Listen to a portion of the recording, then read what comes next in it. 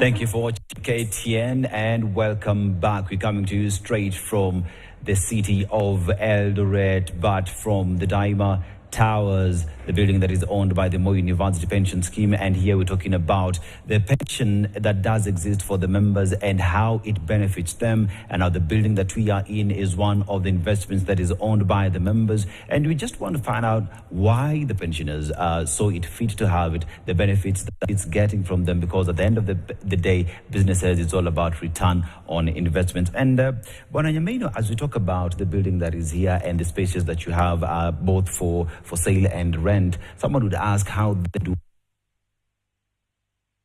or to be in this building in terms of financing. How can one go about it? Thank you, Seto. The core original objective of trustees to invest and develop this structure was to sell space. The trustees' objective through the feasibility study that the chairman did mention was to sell space within 2.5 years from completion of the development. But as Dr. Matola did refer, in 2013, the government introduced 16% VAT on sale of commercial space. It's a matter in court, and we expect that once the court process is done, we may get a benefit for that not being applicable any further.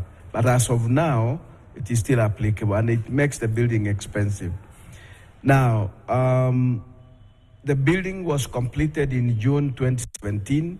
The first tenant, and as I said, sometimes came in October 2017, and since then we have had an inflow, a big inflow of tenants who came. When the selling process became slow, trustees in their wisdom resolved to now allow space, lease space. And therefore, whoever now comes to buy can buy space that has a tenant. So you buy a space that equally at the same time generating income. So that is working well. That people are coming to buy space that has already a tenant, and you invest money, and with as an instantaneous stream of income flowing back to your account. Financing part of it, remember people, the buyers will want to bring their cash. The buyers will want to go for mortgage. The buyers can seek to rent to own. Trustees have established or formulated a product called a sales plan, that if you came in and you want, say, 1,000 square feet, you'll pay a certain deposit, and you'll then from that deposit you pay a monthly or a quarterly regular installments for a certain agreed period of time. Then at the end of that period, you own the space. Every owner of this space will secure a title under Section of Property Titles Act. You will get a title, and as we speak, we are doing subdivision in this building. The surveyors are indicating or putting beacons or what you call coordinates where your land ends, where it begins and where it ends, so that when the title comes, it has the exact measurements for the space that you have bought. So if anybody wants any enterprise, any investor, and I want to say this: property investment is the best investment for any other person. It does not depreciate, but it appreciates with time. And remember, if you have space, say 1,000 square feet, which gives you, say, rent of 100,000, it is 100,000 for every bit of, say, 2.5 years. And you review, you increase rent by 10%, And also, if you paid this space for 100,000 they want to sell, the appreciation bit gives you value. So you are accumulating quietly wealth that you can appreciate over time. Yes. Yeah, Dr. That is when they say your money is working for you. The money works for you. You're just chilling at home, money is getting yes, in. Yes, Yours is just to confirm the balance. You have to confirm the balance and decide on what to do with it. Yes. And now, Dr. As we talk about this now, the pensioners in their wisdom have put up a facility that is bringing money back into the pocket, but as well as a body that handles them, that handles their money, you've seen it fit to give back to them. And this would come through the CSR initiatives that you have in place, making sure that some of your members who have died, that you take care of their children all the way to them being adults. I mean, when you sit back and you think about that, what informs such decisions when you sit as a trustee? Thank you. Indeed, as trustees of the Moi University Pension Scheme, we are not just focused on properties and investments and, filling our pockets. We also look at what impact we can have on the community, especially first our own community of our members, and then spilling over to the larger community. As nature would have it, some of our members do pass on, and they leave behind family, especially children. And some of these children, especially as you know in our society today, families are not so close-knit. Some of these children don't have close relatives that can take care of these children. So here are children left behind by their parents, who are our colleagues. We know them. And so we say, let us take care of these children. Their parents are not there, but their parents have left these children, and there's some little money that they had accumulated. So we manage that money for these children. Some of them are underage most of the time. And so they are in primary school, they are in secondary school, and they need to go all the way to university. And you can't just, leave them to manage themselves. They are children. So we say, hey, why don't we manage these children as if they were ours? So we have in our board a committee that looks after the children. So we visit the children in school. First of all, we make sure that they're in school, that they have a roof over their head, that somebody goes to attend the school functions. Is it Parents' Day? Is it visiting day? With shopping and everything that a parent would go with during school days. When they come back, where are they staying? How are they? Are they healthy? Do they need medicine? Again, on the day of going back to school, shopping is done and somebody takes them to school, especially if they are underage, all the way up to university. All this while, we are using a portion of what the parents may have saved while investing the rest, so that when they finish, they have access to now the bulk of the money and they can be able to proceed. Some have gone all the way to abroad, to do masters, and they always come back and say, hey, you guys, you're the only parents we know. Mr. Nyameno can give you many stories, maybe that would be another day, of how children have come back and appreciated. We also buy, things like books for schools. We can donate books here and there. We plant trees and such things that are, a way of giving back to the community. And I want to add to what Dr. Matola said. This way, what we have observed as a scheme in society, the love that is supposed to be there is evaporating or has evaporated. That a person's children are abandoned by the relatives because they are interested much more on what he had accumulated, not these children. Some have even gone to the extent of saying, this brother of ours who has died and left 7 children, in fact, he married from a clan we normally don't marry. So we want to disinherit the wife with 7 children. And you wonder what kind of love that is. And I think the other important point is that the children of today who are born and bred in town are much weaker in terms of withstanding any turbulence or a storm, and particularly for the loss of parents, than those of us who were born in the village. They are weak. We have had about 54 orphans, and out of 54, we have been unsuccessful on 3 cases. And these cases is because we observe that parental input in the growth of a child is critical and is important.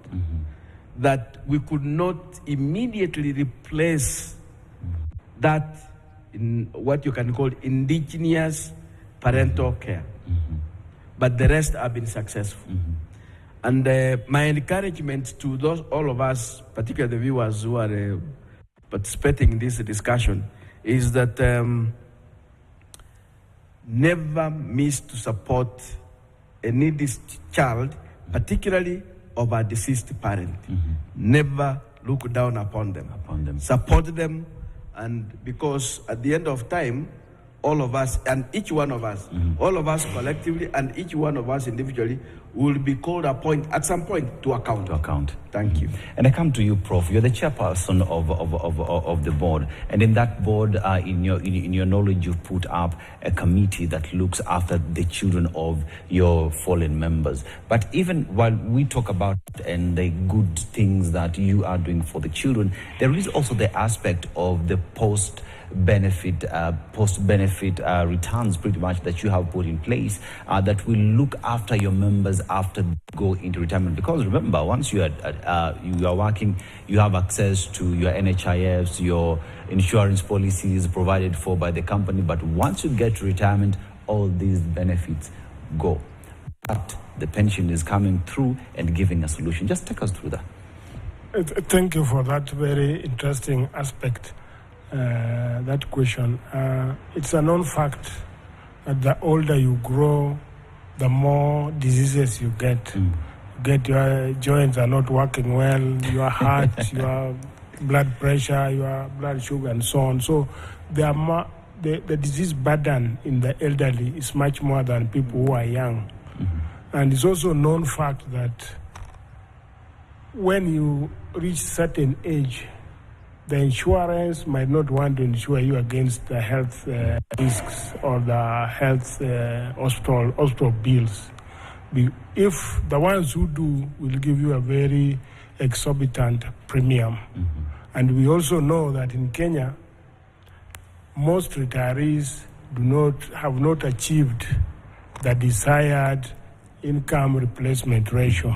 So you go home with very little money compared to when you are working.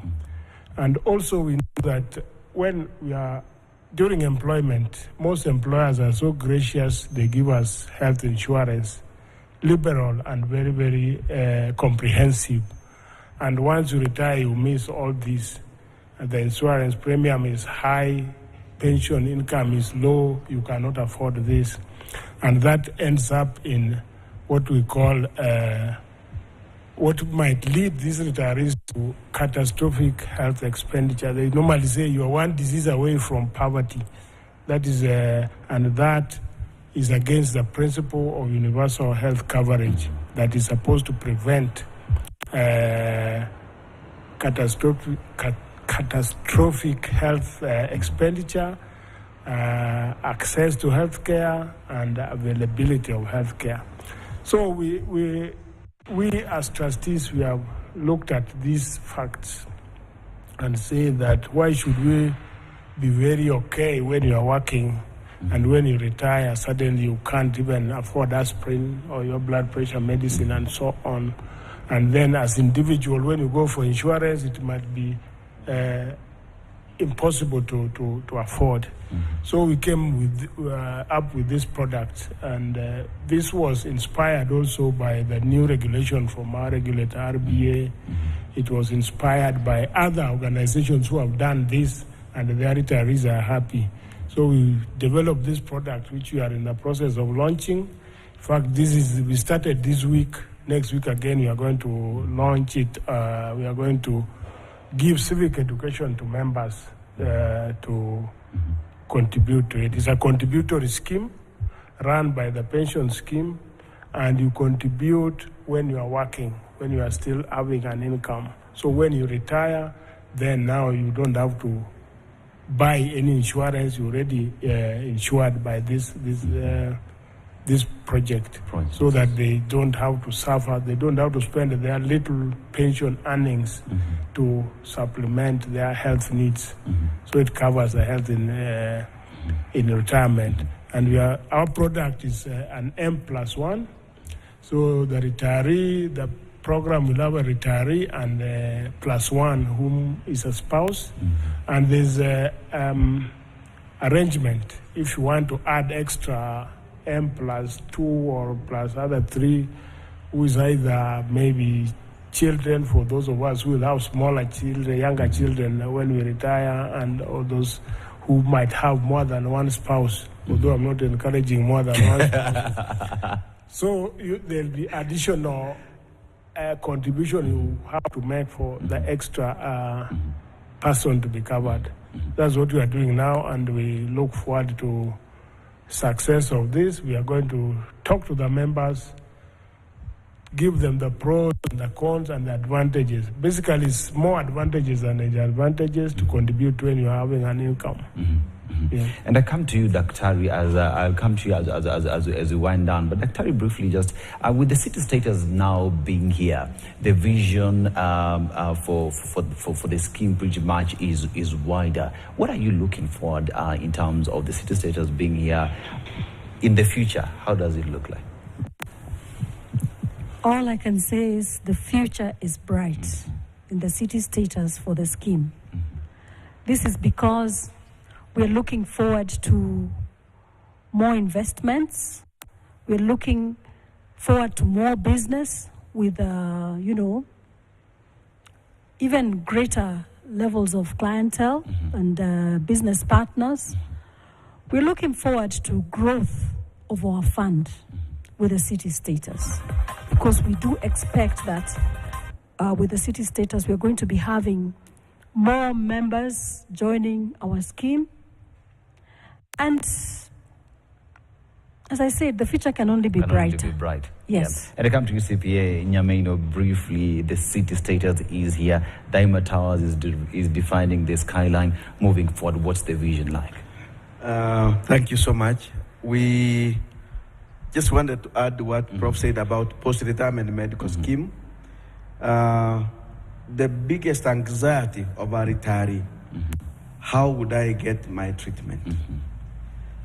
And the wisdom that caused trustees to establish that scheme is because the experience that has been observed over years, that pensioners or retirees undergo extremely difficult situation. Some even die, because you see, as he said, our employer has very generous policies, a medical scheme. Now, when you go, you can go and sign in a pharmacy medicine of 90,000.